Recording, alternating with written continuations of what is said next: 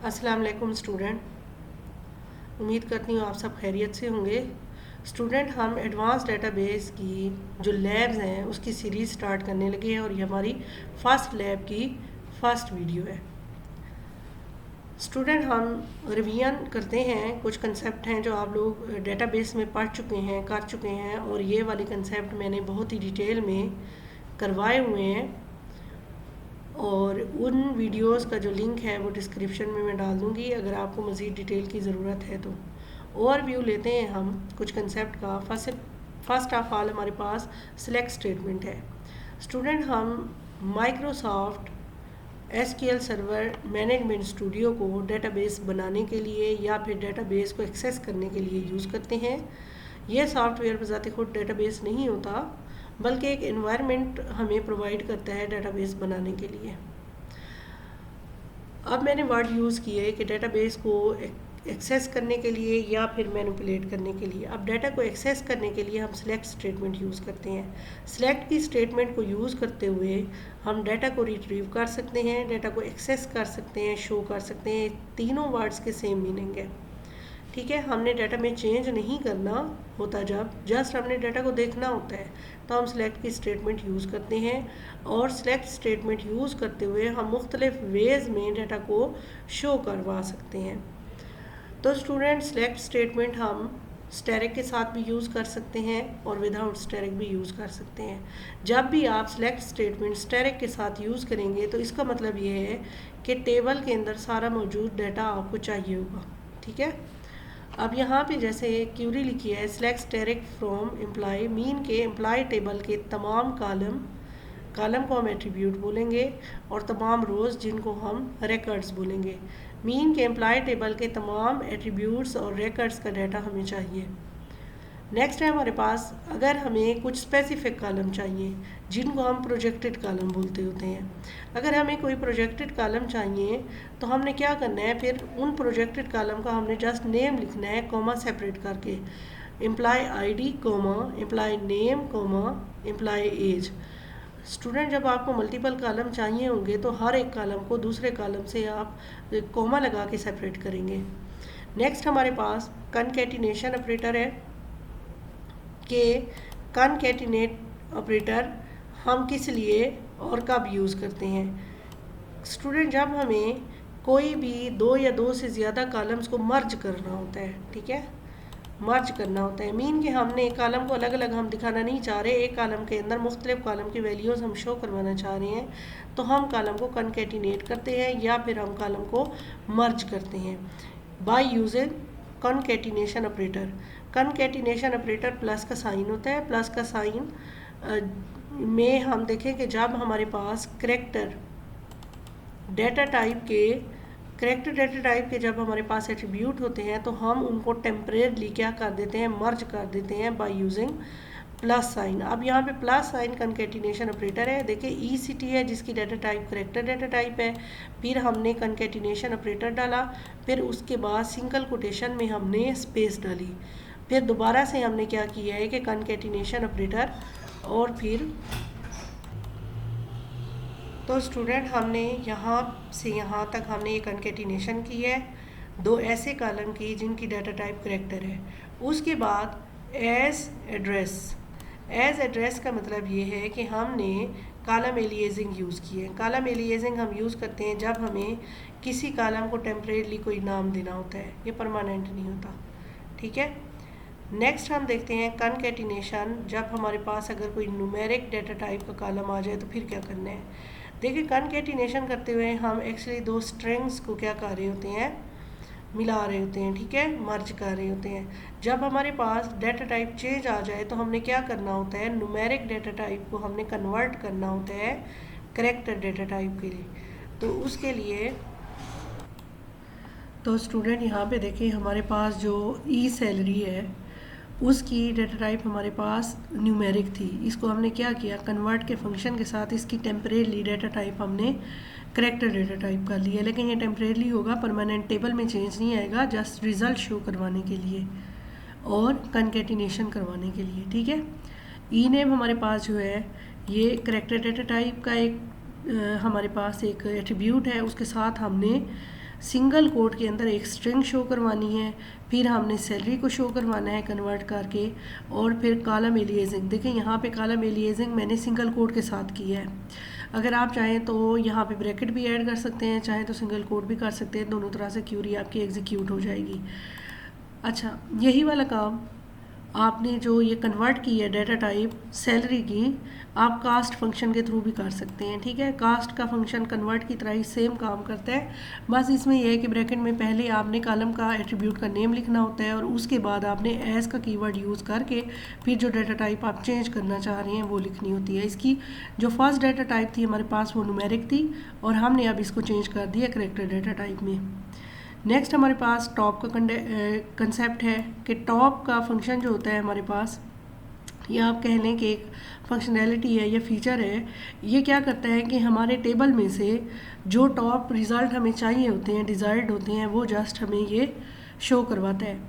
Top का feature दो तरह से यूज़ हम कर सकते हैं, नंबर स्टेरिक के साथ या फिर परसेंटेज के साथ। नंबर स्टेरिक का मतलब ये है कि आप टॉप के जितने रिज़ल्ट आपको चाहिए आपने वो नंबर दे देना होता है। फॉर एग्जांपल आपको एम्प्लॉय टेबल के जस्ट पहले वाले 3 रिकॉर्ड चाहिए तो आपने यहाँ पे 3 लिखा है, अगर आपको 5 चाहिए तो आप यहाँ पे 5 लिख देंगे। ठीक है, इसी तरह से एक चीज़ होती है परसेंटेज, कि आपके टेबल के अंदर जितना भी डाटा, जितने भी रिकॉर्ड पड़े हुए हैं, आपको कितना % डाटा चाहिए टॉप का। ठीक है, तो यहाँ पे क्या है कि 50% चाहिए, तो एम्प्लॉय के अंदर जितना भी डाटा पड़ा हुआ होगा वो हाफ टेबल आपके सामने शो करवा देगा। नेक्स्ट हमारे पास जो कंसेप्ट है वो है डिस्टिंक्ट का। डिस्टिंक्ट का मतलब यह है कि टेबल के किसी भी ख़ास कॉलम में आप जस्ट उसकी यूनिक वैल्यूज़ देखना चाहते हैं, कि इसके अंदर लाइक आप देखना चाहते हो कि हमारे जो स्टूडेंट है कौन कौन सी सिटी से है, या जो हमारे कैटेगरी है वो कौन कौन सा डिपार्टमेंट है। ठीक है, तो आप उसके लिए डिस्टिंक्ट का कीवर्ड यूज़ करते हो। अब इसके थ्रू क्या होगा कि एम्प्लॉइज़ के जो नेम हैं वो रिपीट हो सकते हैं। ठीक है, इकबाल नाम के 2 एम्प्लॉय हो सकते हैं एक ही डिपार्टमेंट में। अगर हम ये चाहते हैं कि हमें सारे नाम यूनिक चाहिए तो हम इसके लिए क्या करते हैं कि कॉलम से पहले हम डिस्टिंक्ट का कीवर्ड यूज़ करते हैं।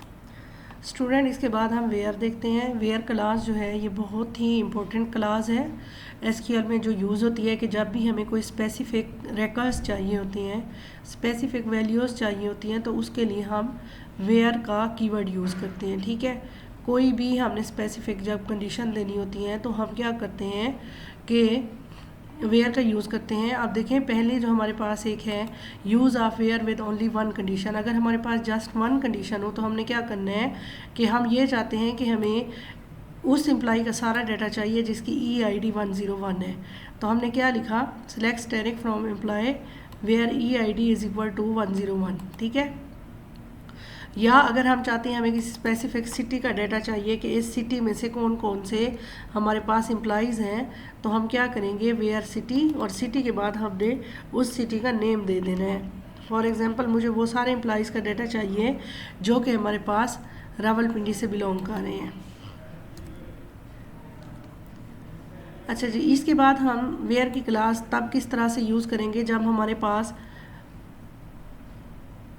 नॉट ऑपरेटर हो। ठीक है, मीन के हम ये चाहते हैं कि मुझे उन सारे एम्प्लॉइज़ का डाटा चाहिए कि जिनमें EID 101 ना हो, ओनली 1 कंडीशन हो, लेकिन ये है कि वो वाली कंडीशन अप्लाई ना हो, उस वाली कंडीशन पे जो भी क्राइटेरिया पे जो डाटा है वो शो ना हो, उसके अलावा हो। लाइक हम ये चाहते हैं, हम उन एम्प्लॉइज़ का डाटा देखना चाहते हैं कि जिनकी EID 101 नहीं है, या फिर आप इसको अगर सिटी के साथ लगाएं तो हम उन एम्प्लॉइज़ का डाटा देखना चाहते हैं कि जिनकी सिटी जो है वो रावलपिंडी ना हो। ठीक है, तो ये हमारे पास एक कंडीशन के साथ हम नॉट लगा देंगे। नेक्स्ट हमारे पास है कि अगर हमारे पास 2 कंडीशंस हों, 2 कंडीशंस में वेयर किस तरह से काम करता है, तो 2 कंडीशन में देखें, या तो दोनों कंडीशंस हम उसको रिस्ट्रिक्ट कर देते हैं कि दोनों कंडीशन जो है वो ट्रू हों तो हमारे पास क्यूरी का रिज़ल्ट आए, या हम ये कह देते हैं कि दोनों में से अगर एक भी ट्रू हो।